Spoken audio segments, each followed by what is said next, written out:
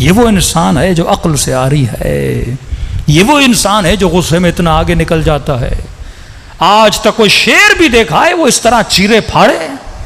ایک ہرن مارے گا، 2 ہرن مارے گا، پیٹ بھر جاتا ہے، چپ کر کے شیر بھی بیٹھ جاتا ہے۔ اولئک کالانعام بل ھم اضل، یہ حیوان ہے نہیں بلکہ حیوان سے بدتر ہے۔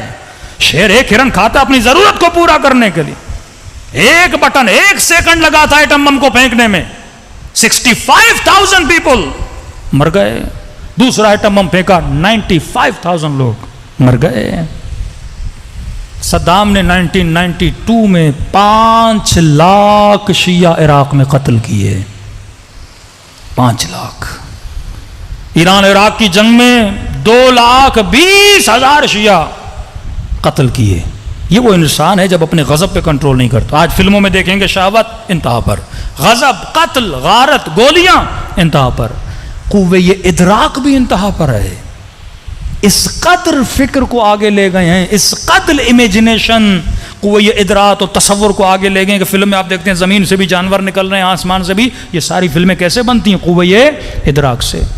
اب اس نہج پہ پہنچے، کہتے ہیں فکر انسانی کو وحی کی ضرورت نہیں ہے، فکر انسانی کو قرآن کی ضرورت نہیں ہے، فکر انسانی کو خدا کی ضرورت نہیں ہے، ہم جہاں چاہیں اپنی فکر کے ذریعے سے پہنچ سکتے ہیں۔ اسلام کہتا ہے نہیں، فکر بھی وہاں تک جا سکتی ہے جہاں تک اس کی طاقت ہے۔ حد سے زیادہ جاؤ گے پاگل ہو جاؤ گے۔ دن رات مولانا فرماتے ہیں ذات خدا میں سوچو گے پاگل ہو جاؤ گے۔ تم ذات خدا کو سوچ نہیں سکتے، ذات خدا کو اپنی فکر میں جمع نہیں کر سکتے۔ تو فکر نے بھی کہیں نہ کہیں وحی پروردگار عالم کی مدد لینی ہوتی ہے۔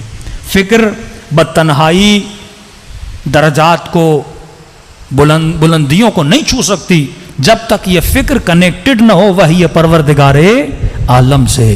تو فکر کو قرآن سے ہم نے منسلک کرنا ہے، اور یہ قرآن گائیڈنس دے گا کہ ہم نے فکر کی پرواز کو کہاں تک لے جانا ہے، غصے کو کہاں تک لے جانا ہے، شہوتوں کو کہاں تک لے جانا ہے، شکم پرستی کو کہاں تک لے جانا ہے، اپنے اعضاء کو کنٹرول کیسے کرنا ہے، کیونکہ کنٹرول کرنے کی ذمہ داری کس کی ہے؟ عقل کی ہے۔ اب شیطان کیا کرتا ہے؟ شیطان انسان کے وہم کو استعمال کرتا ہے۔ یہ بات یاد رکھیے، شیطان ان طاقتوں کا دشمن نہیں ہے، کمال شیطان یہ ہے، شیطان اصول کا انکار نہیں کرتا۔ مثال دے رہا ہوں کہ ہر انسان حسن کو پسند کرتا ہے، انسان کو حسن اچھا لگتا ہے، شیطان حسن کا انکار نہیں کر سکتا۔ شیطان آپ کو محو حسن کر دے گا۔ پیسہ کس کو برا لگتا ہے؟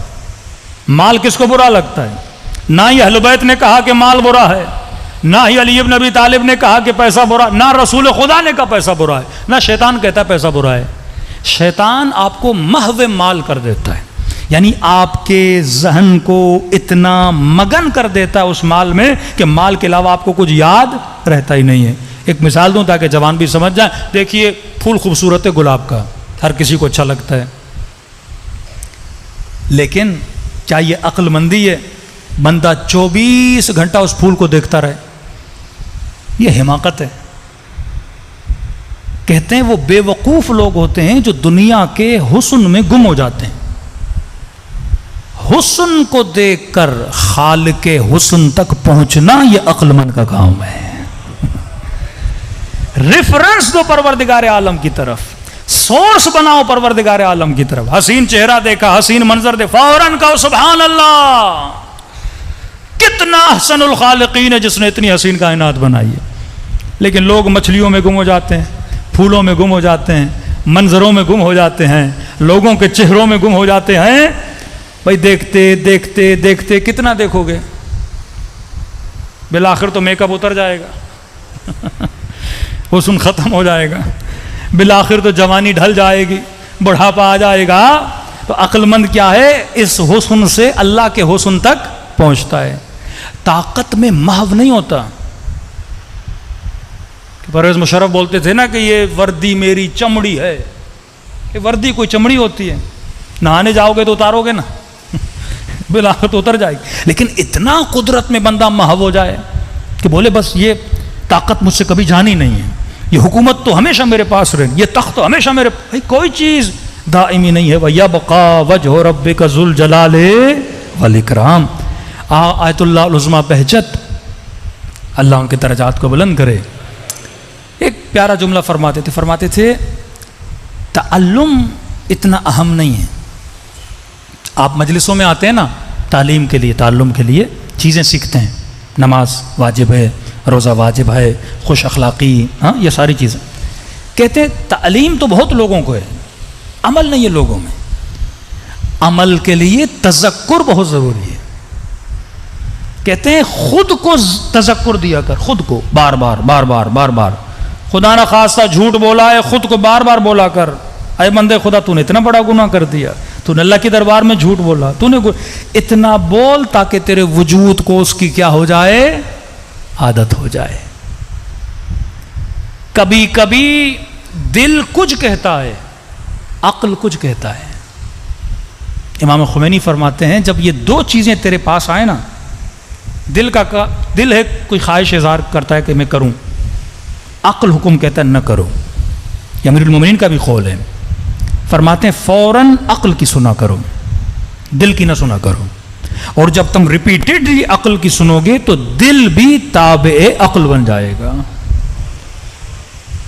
یہ سکون کی سب سے بڑی کنجی ہے. لوگ بے سکون کیوں رہتے ہیں؟ کیونکہ ہمیشہ دل اور عقل میں جنگ چھڑی رہتی ہے.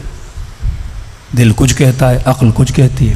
اکثر کئی نوجوان آتے ہیں، مولانا کوئی لڑکی پسند آ گئی ہے، دل کرتا ہے شادی کروں، عقل کہتا ہے نہ کرو، خاندان اچھا نہیں ہے، ہاں اور بہت سارے مسائل ہیں، والدین راضی نہیں ہیں.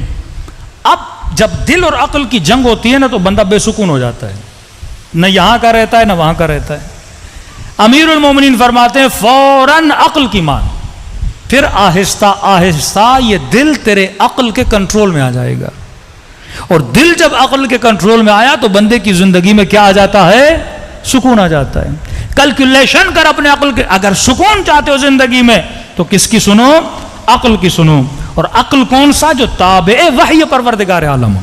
کبھی کبھی عقل تابع وہم بن جاتا ہے، کبھی کبھی عقل تابع شہوت بن جاتا ہے. مطلب حاکم عقل کو ہونا ہے، عقل نیچے آتا ہے، شہوت اوپر آ جاتی ہے. اب شہوت عقل سے کام لیتی ہے اور عقل غلام شہوت بن جاتا ہے. جس طرح کربلا میں ابن سعد کی عقل تابع غضب تھی، شمر کی عقل تابع شہوت تھی، قاضی شریح کی عقل تابع مال تھی. جو مال کہہ رہا تھا اسی کے مطابق وہ اپنے عقل کو چلا رہا تھا. صلوات پڑھے محمد و آل محمد پر.